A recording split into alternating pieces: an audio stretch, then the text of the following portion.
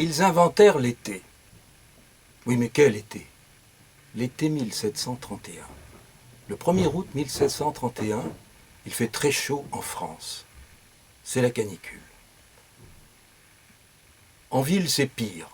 À Lyon, plus précisément, on crève dans les rues, on suffoque, on travaille parce qu'il faut travailler, mais on n'en peut plus, on tombe dans les ateliers, on crève de chaleur. En plus, il y a une épizootie autour des villes, autour de Lyon, le bétail crève, dans les fermes il n'y a plus d'animaux, plus rien à manger, on est au bord de la disette. Donc il fait très chaud et le seul endroit peut-être où on peut trouver un peu de fraîcheur à Lyon, c'est le lavoir public du quartier Saint-Jean. Et c'est là que se rend Luce Thierry, une jeune femme de 28 ans, pour laver son linge, le linge de sa famille, et c'est là qu'elle rencontre une voisine, une amie du lavoir qu'elle voit tous les jours, Catherine. Et Catherine est désespérée.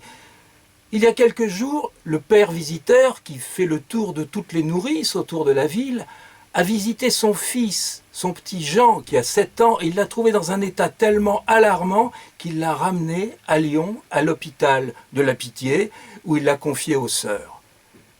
Et Jean est en train de mourir. Mais les miens, Catherine, les miens, demande Luce égoïstement, car ces deux enfants, Nicolas et Mariette, 7 ans et 5 ans, sont placés chez la même nourrice.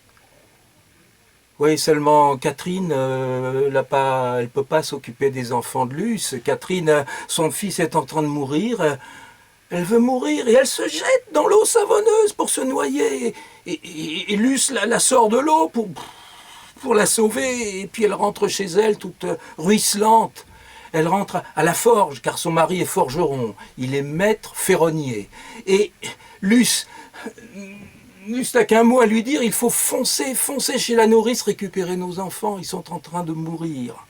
Oui, seulement Jean-François, son mari, ne l'entend pas du tout de cette oreille-là. Il a d'autres chats à fouetter qu'aller chercher ses enfants, qu'il encombre. Les enfants sont très bien chez les nourrices. Et puis lui, il a une ambition politique. Il est à 2 doigts, à quelques jours d'être nommé syndic de sa corporation, syndic des maîtres ferronniers de la ville de Lyon, c'est pas rien. Alors, aller chercher ses enfants, non, ils attendront.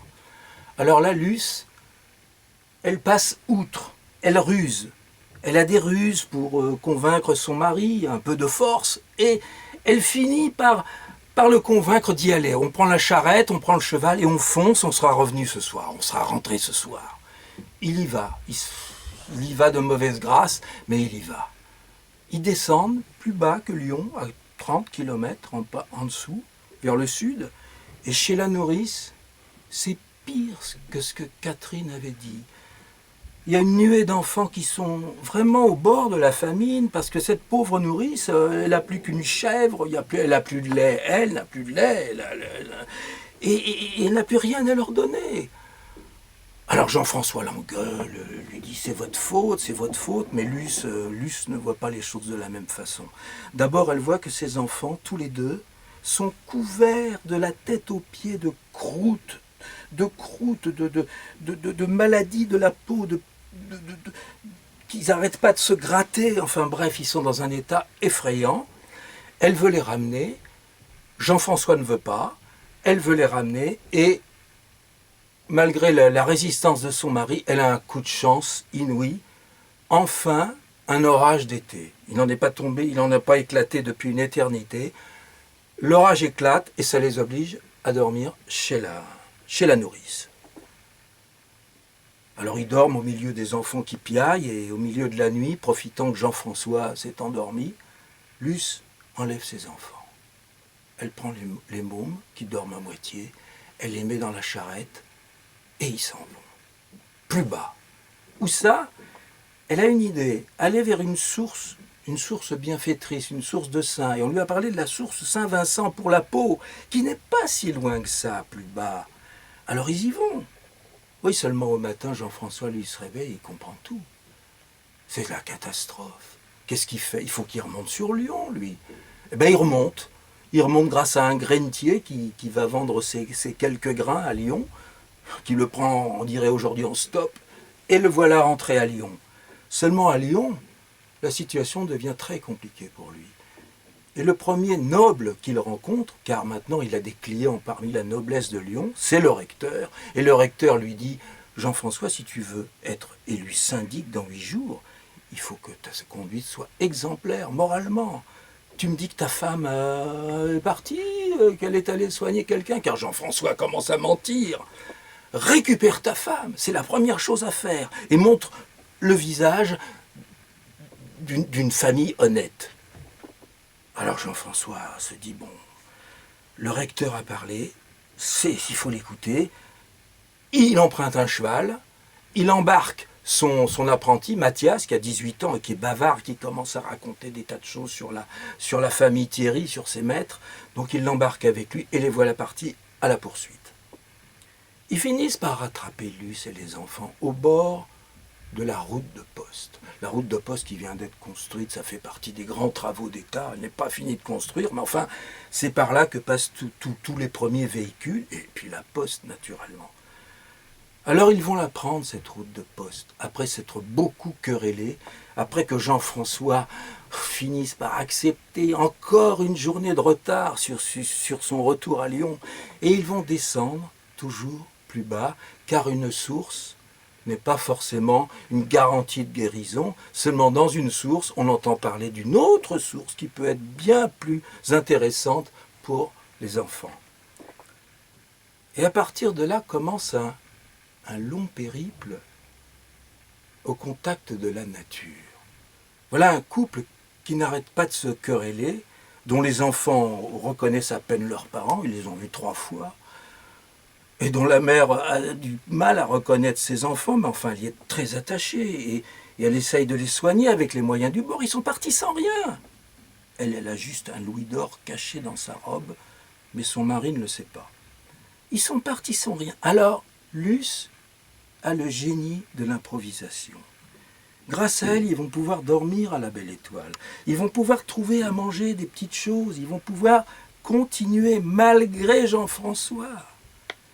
Et petit à petit, au contact de cette vie au grand air, ils vont croiser tous les gens qu'on peut croiser sur la route et sur les chemins, parce qu'il faut prendre des chemins. Sur la route, il y a trop de péages. Ils prennent des chemins, des sentiers, et ils rentrent en contact avec ce qu'ils ignoraient complètement jusque-là, la nature.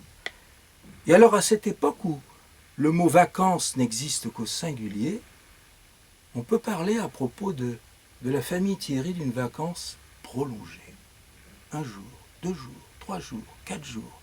Ça va durer jusqu'au 15 août, où là, il y a une fête chômée, où on s'arrête de travailler, c'est l'Assomption. Oui, mais à ce moment-là, eux, ils seront au bord de la mer. Et ils auront trouvé, sans le vouloir, une crique avec une plage, rien que pour eux, où ils auront passé 8 jours. Les enfants. Mais les enfants n'auront plus rien à la peau.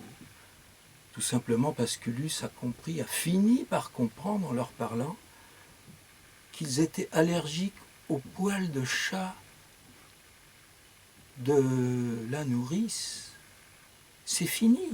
Maintenant, ils ont faim, ils réclament tout le temps aller se baigner, et Jean-François aussi, et il se baigne. Et Luce elle invente de l'huile avec des mélanges d'herbes, de plantes qu'elle peut trouver pour les empêcher de brûler au soleil. Et ils commencent à bronzer, le mot n'existe pas.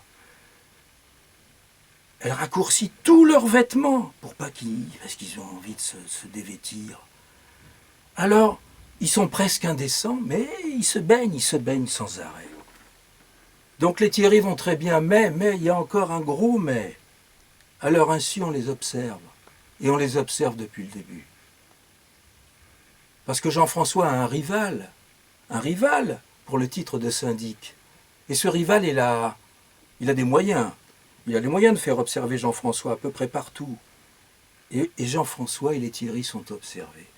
Et ce qu'on observe, très honnêtement, c'est qu'ils enfreignent l'ordre religieux, qu'ils sont une offense à l'ordre moral, à la décence, que ces gens ils maltraitent le calendrier, et puis surtout qu'on peut Et si des gens allaient les imiter, allaient les faire comme eux, parce qu'ils ont l'air de rigoler là sur la plage, ils rigolent tout le temps, ils courent entre eux.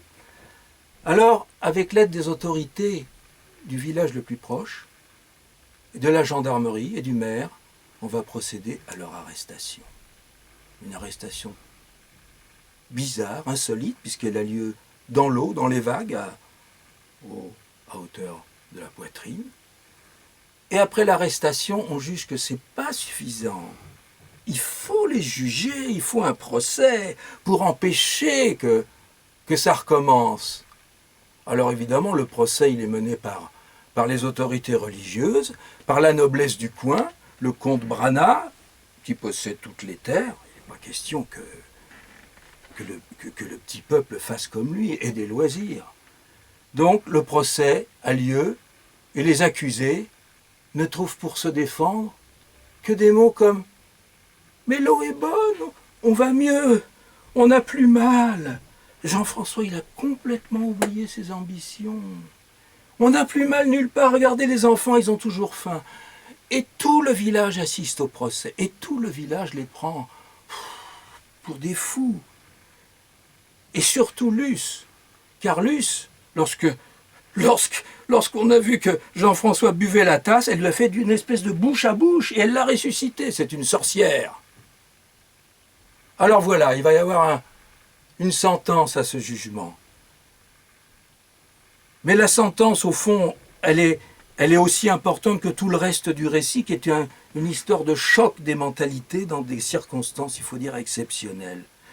Ce que je peux dire à la fin, à propos des Thierry, c'est qu'aujourd'hui, nous fêtons les 80 ans des congés payés de 36 de Léon Blum, où la France foutait le camp, la France riait ou souriait.